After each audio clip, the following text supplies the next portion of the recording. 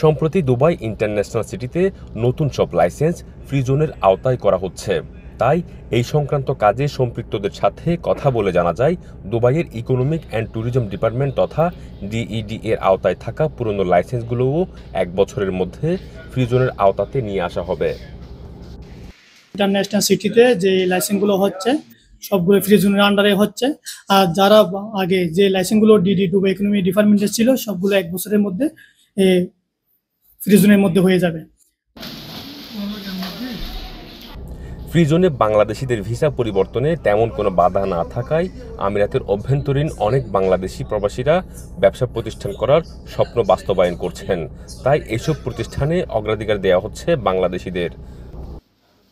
সব বন্ধ, তো এখন এখানে ফ্রি জোন হওয়ার কারণে আমি আলহামদুলিল্লাহ সাহস করে আমি দোকানটা এখন উদ্বোধন করেছি।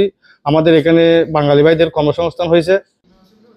এদিকে দুবাই ইন্টারন্যাশনাল সিটির চায়না ক্লাস্টারের D07 জমজমাট সব আয়োজনের মধ্য দিয়ে দেশীয় মালিকানাধীন প্রতিষ্ঠান মহিউদ্দিন জেন্টস সেলুনের শুভ উদ্বোধন করা হয়েছে। আমাদের বাঙালি ভাইদের যদি অভিজ্ঞতা থাকে সেলুনের, তাহলে এখানে কাজ আছে ইনশাল্লাহ। যদি যারা কেউ ক্যান্সেলে থাকেন বা এখানে ভিতরে যারা আছেন ইউএর ভিতরে, নতুন এই প্রতিষ্ঠানে রাখা হয়েছে বাংলাদেশি দক্ষ কারিগর। অবশ্যই আমাদের বাংলাদেশি বিষয় বন্ধ অবস্থা, তো আমরা ফ্রি জোন বিষয় নিয়ে কাজ করতে পারছি, এটা আমাদের জন্য অনেক সৌভাগ্যের হয়।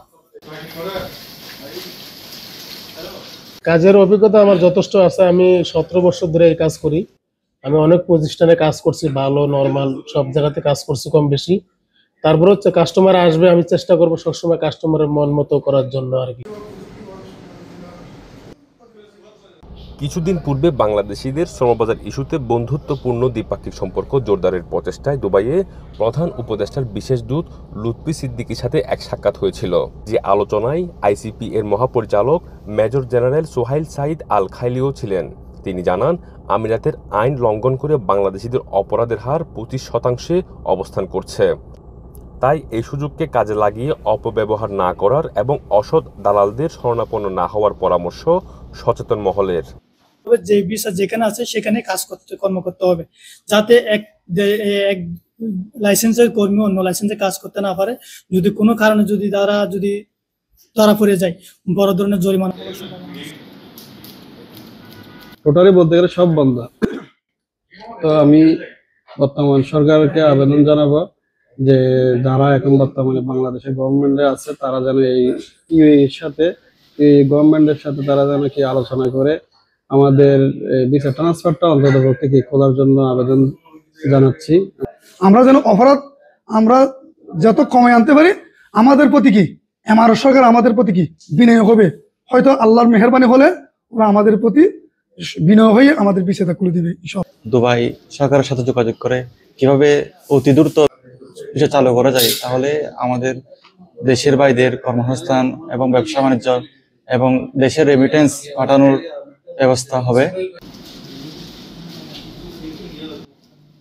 ভিসার জটিলতার কারণে অনেকেই এক কোম্পানিতে ভিসা লাগিয়ে অন্য কোম্পানিতে এনওসি ছাড়াই কাজ করেন, যেটিকে অনেকেই ফ্রি ভিসা বলেও প্রচার করছেন।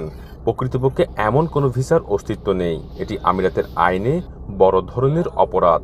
দেশের ভাবমূর্তি ক্ষুণ্ণ হবে এমন কিছু না করার পরামর্শ দিয়ে প্রবাসীরা বলেন, প্রবাসে বাংলাদেশিদের অপরাধ কমলে হয়তো কোনো এক সময় ভিসায় শিথিলতা আনতে পারে আমিরাত সরকার।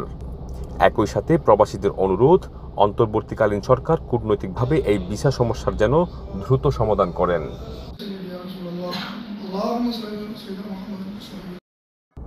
ইশতিয়াক আসিফ, চ্যানেল 24, সংযুক্ত আরব আমিরাত।